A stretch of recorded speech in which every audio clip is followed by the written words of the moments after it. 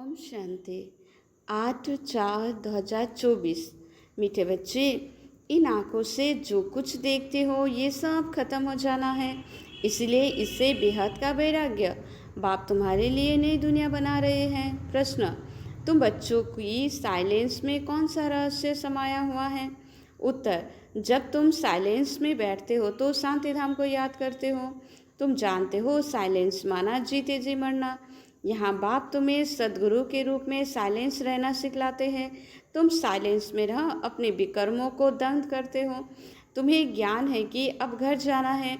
दूसरे सत्संगों में शांति में बैठते हैं, लेकिन उन्हें शांति धाम का ज्ञान नहीं है। ओम शांति। मीठे मीठे सिखलदे रूहानी बच्चों प्रति शिव बाबा बोल रहे हैं। गीता में है श्री कृष्ण बोले, लेकिन है शिव बाबा बोले। श्री कृष्ण को बाबा नहीं कह सकते। भारतवासियों को मालूम है कि पिता दो होता है, लौकिक और पारलौकिक। पारलौकिक को परमपिता कहा जाता है, लौकिक को परमपिता कहा नहीं सकते। तुमको कोई लौकिक पिता नहीं समझाते हैं। पारलौकिक बाप पारलौकिक बच्चों को समझाते हैं। पहले पहले तुम जाते हो शांति धाम, जिसको तुम मुक्ति धाम, निर्वाण धाम व वानप्रस्थ भी कहते हो। अब बाप कहते हैं बच्चे अब जाना है शांति धाम। सिर्फ उनको ही कहा जाता है टावर ऑफ साइलेंस। यहाँ बैठे हुए पहले पहले शांति में बैठना है। कोई भी सत्संग में पहले पहले शांति में बैठते हैं, परंतु उन्हों को शांति धाम का ज्ञान नहीं है। बच्चे जानते हैं हम आत्माओं को इस पुराने शरीर को छोड़ घर जाना है। कोई भी समय शरीर छूट जाए, इसलिए अब बाप जो पढ़ाते हैं वह अच्छी रीति पढ़ना है। वो सुप्रीम टीचर भी है, सदगति दाता गुरु भी है, उनसे योग लगाना है। ये एक ही तीनों सर्विस करते हैं। ऐसे और कोई एक तीनों ही सर्विस नहीं कर सकते। ये एक बाप साइलेंस भी सिखलाते हैं।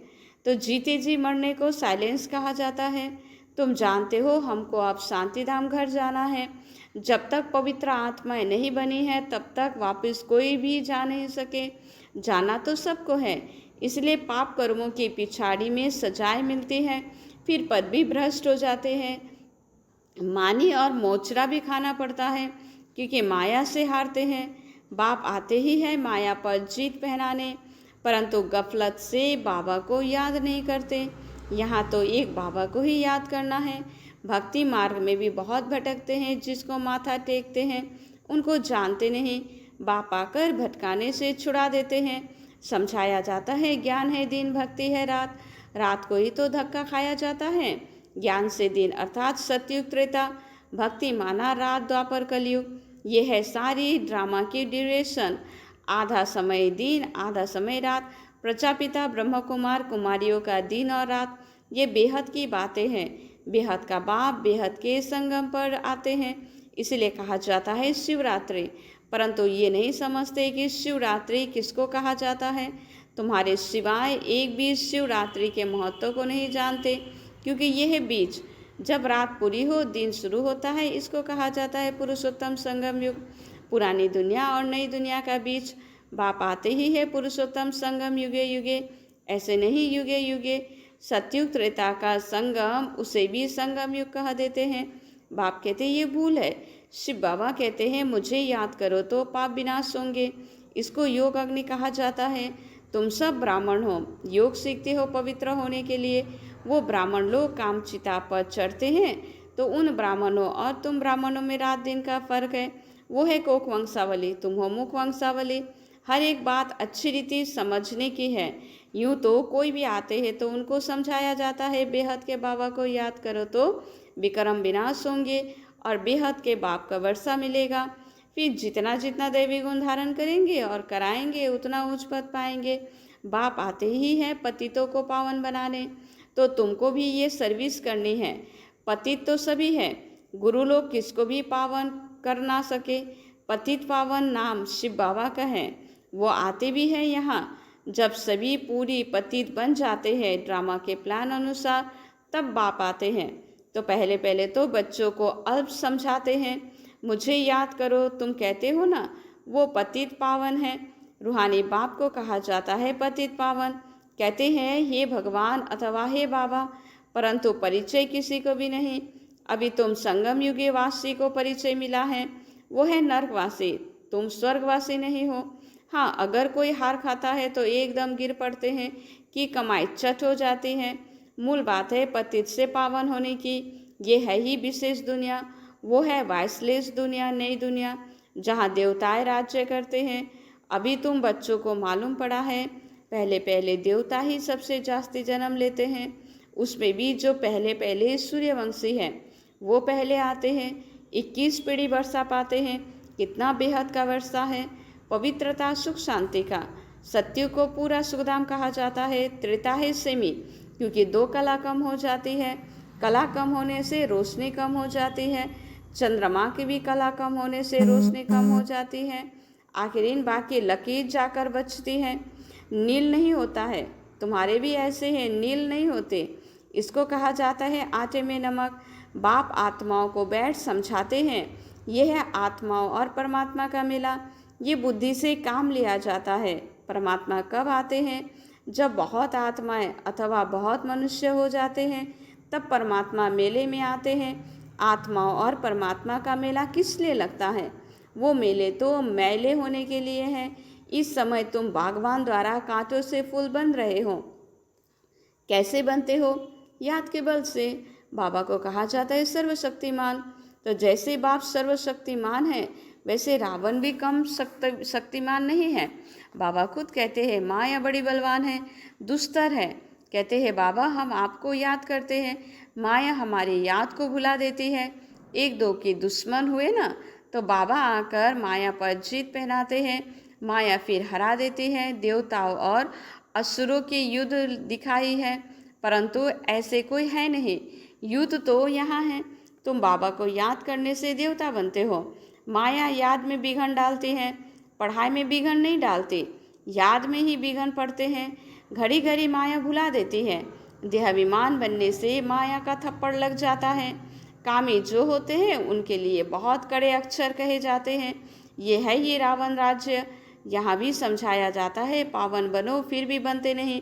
बाप कहते बच्चे विकार में मत जाओ, काला मुँह मत करो। फिर भी लिखते हैं बाबा माया ने हार खिला दी, अर्थात काला मुँह कर बैठी।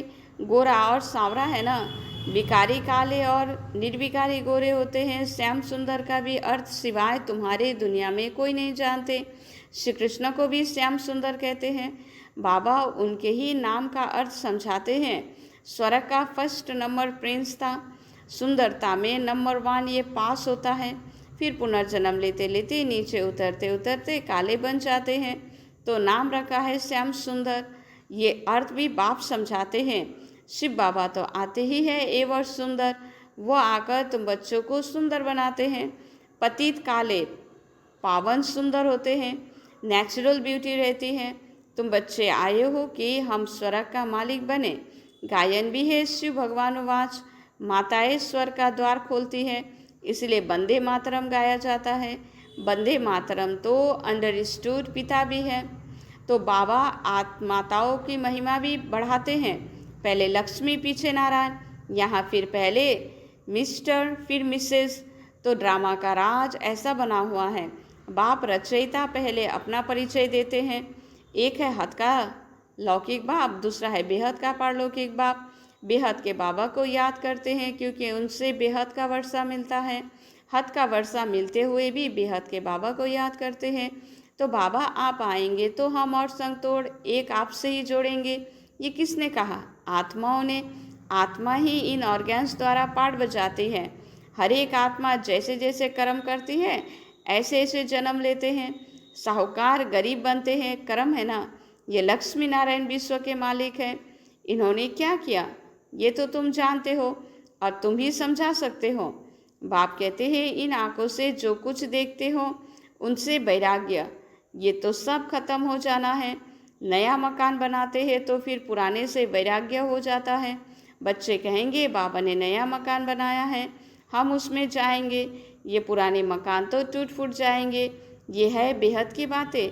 बच्चे जानते हैं बाबा आया हुआ है स्वर्ग के स्थापन करने। ये पुरानी छिछी दुनिया है। तुम बच्चे अभी त्रिमूर्ति शिव के आगे बैठे हो, तुम विजय पहनते हो, तो वास्तव में तुम्हारा ये त्रिमूर्ति कोट ऑफ आर्म्स है। तो तुम ब्राह्मणों का ये कुल सबसे ऊंचा है, चोटी है। ये रजाई स्थापन हो रही है, इस कोट ऑफ आर्म्स को तुम ब्राह्मण ही जानते हो। शिव बाबा हमको ब्रह्म द्वारा पढ़ाते हैं देवी देवता बनाने के लिए। विनाश तो होना ही है। दुनिया तमो प्रधान बनती है तो नेचुरल कैलेमिटीज़ भी बहुत मदद करती हैं। बुद्धि से कितनी साइंस निकलते हैं, पेट से कोई मुसल नहीं निकलते हैं। ये साइंस निकले हैं जिससे सारे कुल को ख़त्म कर देते हैं। बच्चों को समझाया है ऊंचाते ऊंचा है शिव बाबा। पूजा भी तो करनी चाहिए एक शिव बाबा की और देवताओं की। ब्राह्मणों की पूजा तो हो नहीं सकती क्योंकि तुम्हारी आत्मा भल पवित्र है, लेकिन शरीर तो पवित्र नहीं है, इसीलिए पूजन लायक नहीं हो सकते। महिमा लायक हो। जब फिर तुम देवता बनते हो तो फिर आत्मा भी पवित्र, शरीर भी नया पवित्र मिलता है। इस समय तुम महिमा लायक हो। वंदे मातरम गाया जाता है। माताओं की सेना ने क्या किया? माताओं ने ही तो श्रीमत पर ज्ञान दिया है। तो माताएं सबको श्रीमत पर ज्ञान देती है। माताएं सबको ज्ञान अमृत पिलाती है। यथार्थ रीति तुम ही समझते हो। शास्त्र में तो बहुत कहानी लिखी हुई है, वो बैठकर सुनते हैं तो तुम सत सत करते रहते हो। तुम ये यहाँ पर बैठकर सुनाओ तो सत सत कहेंगे, अभी तो तुम सत सत नहीं कहेंगे। मनुष्य तो ऐसे पत्थर बुद्धि है जो सत सत कहते रहते हैं। गायन भी है, पत्थर बुद्धि और पारस बुद्धि। पारस बुद्धि माना पारसनाथ, नेपाल में कहते हैं पारसनाथ का चित्र है। पारसपुरी का नाथ ये लक्ष्मी नारायण है, उन्हों की डिनास्टी है।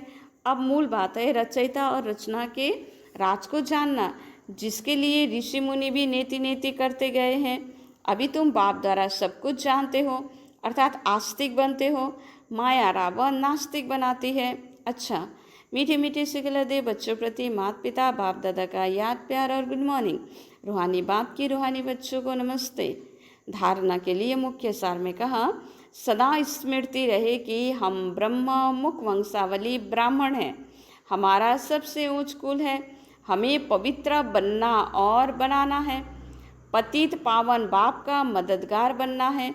याद में कभी गफलत नहीं करना है। देहाभिमान के कारण ही माया याद में बिघन डालती है, इसलिए पहले देहाभिमान को छोड़ना है। योग अग्नि द्वारा पाप नाश करने हैं। वरदान, साधनों की प्रवृत्ति में रहते कमल फूल समान न्यारे और प्यारे रहने वाले बेहद के बैरागी भव। साधन मिले हैं तो उन्हें बड़े दिल से यूज करो।